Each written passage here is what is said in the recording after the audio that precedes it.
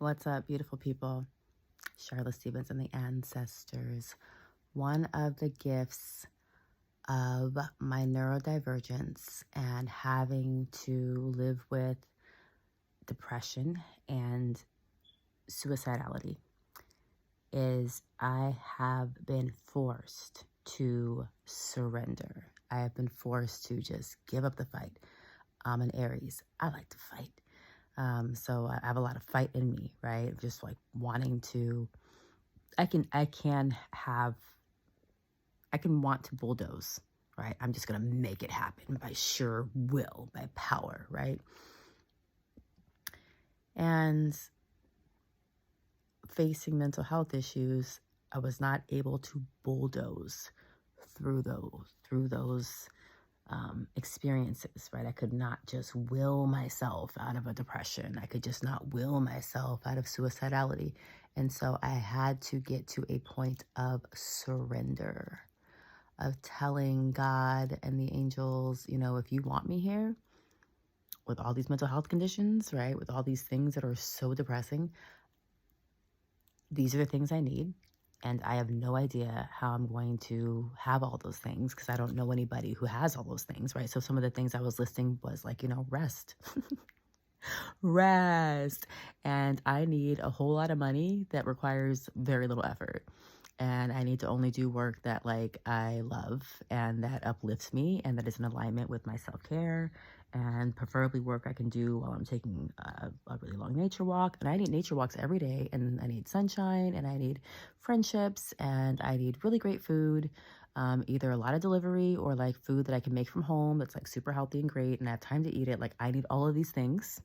And at the time that I was making these requests, I'm like, I didn't believe that any of that was possible. I was kind of mad. I was almost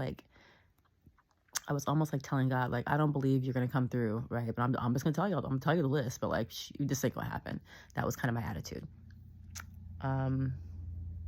That's the life I live now. And I wouldn't have gotten here without the surrender, it's almost like, how AA is like, I'm powerless.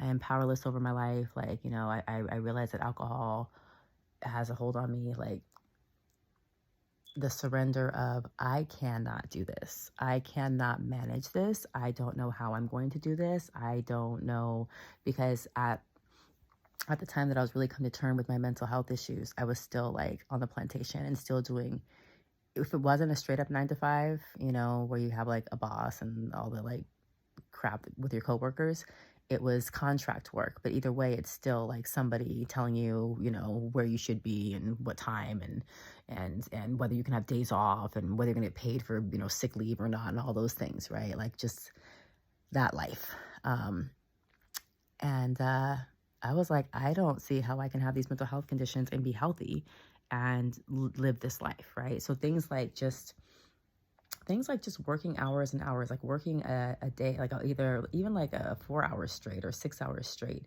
being around a lot of people, and working long hours, and also doing work that is boring or heavily detailed or just doesn't do it for me. And then like frequent interruptions, like the overstimulation, like all of that was not conducive to me being well. And then in addition to, I'm most likely sleep deprived, right? Like I'm sleep deprived.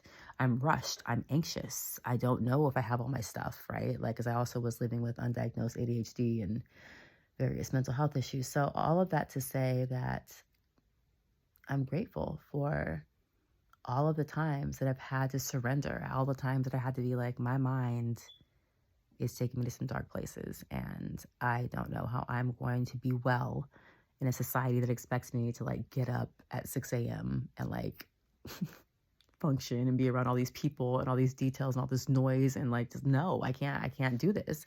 And I didn't have role models for people who were living on their terms, right? And that's why I was so like, yeah, right, God, this isn't gonna happen. But the first thing you have to do, even if you don't believe it, is to speak into existence what you want. Write it down, right? Even if you're looking at the list and you're like, right, nobody has this, right? That was my attitude. I had the crummiest attitude. Well, I made my list. I still got it. I got it. I'm living that now. I live a life where I get all the sleep I need. I live a life when I get to do things according to my energy levels. It's 2:30 in the morning right now. I'm posting this because I'm a night owl. I have energy at 2:30 in the morning. But 8:30 in the morning, 6:30 in the morning, nah, fam. No, I'm not the one, right? But these jobs want you, bright-eyed and bushy-tailed, at times that for some of us are just unnatural. And it's like we don't thrive. I'm not thriving at those times, right? Um, so I'm grateful for the surrender. I'm grateful that I got to a point of being like, this is what I need to thrive. I don't even believe it's possible, but like, let me just go ahead and list it anyway, because infinite possibility. This is a universe of infinite possibility. There's 50,000 gazillion ways that you can get what you want, manifest what you want, attract what you want. It's not all on you. It's not all on your effort. You have spirit guides, you have all kind of forces working on your behalf. You have friends, you have people who are like advocating for you. You have energies that are advocating for you. You have like good karma, right? Like advocating for you. So you don't have to do it all. You don't have to hustle and grind. You don't have to work yourself to a place of stress. Like you can do the work, right? So take inspired action. So whatever work you're doing, make sure it's inspired. Not, and I guess with that, a good way to test if it's inspired is this action coming from a place of love and joy and things that are high vibration and high frequency? Or is it coming from a place of fear and doubt and scarcity, right? So if it's fear and doubt and scarcity, that's not the energy you want. That's not inspired action, right? So take your inspired action, but then at the point where it becomes stressful or it's not inspired and it's not feeling good anymore, that's when you let it go. You put it down. I used to try to bulldoze through tasks that, or once the energy shifted, right? And it's just like, it doesn't feel good anymore. I'm not in the flow. I would just like try to power through it. I'm going to will it, right? And you can get results. They're not as good as if you just relax and just let things unfold as they need to. So what unfolding would look like is that when you're no longer inspired, you let it go. When it starts to feel stressful, you walk away, right? Not to say that you're not even still working on it. What happens when you walk away is that the part of your mind that's all stressed out and can't figure out a solution, it relaxes.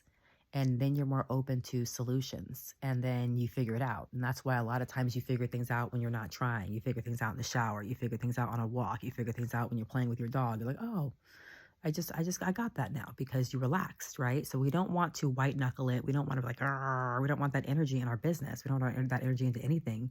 Keep your energy good so the good can flow to you. And so you can notice the good around you, because when you're in that energy, you're not noticing the good around you. You're missing out. So that's really important. Um, you can have whatever life you will allow yourself to have.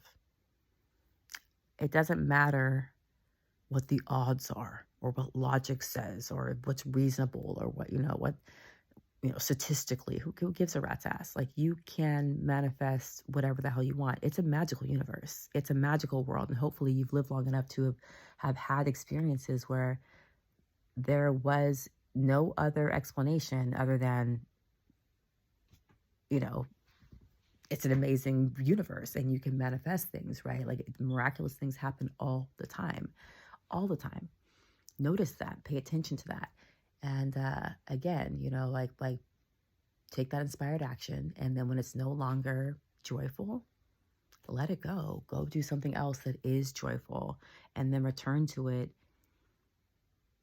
when you're inspired to. So what that looks like sometimes is we're trying to achieve a goal. We want to launch our website. We want to write the book. We want to do the thing, whatever it is. And it's not happening. It's not coming together. It's not flowing. You put it down. And you can get in touch with, why do I want to launch this website so deeply? Where is that coming from? Because a lot of times, if there's an urgency, that is coming from a place of scarcity and not abundance. So when you feel that like, I gotta do it now, like, go sit your ass down and relax. Like, nature never rushes and gets everything done. Everything's unfolding in perfect timing. I'm gonna wrap this up. hit me up if you'd like some coaching as far as how to create a business surrounded by your wellness, or centering your wellness and creating peaceful profits, because that's what I'm all about: your rest and your well-being, and making sure that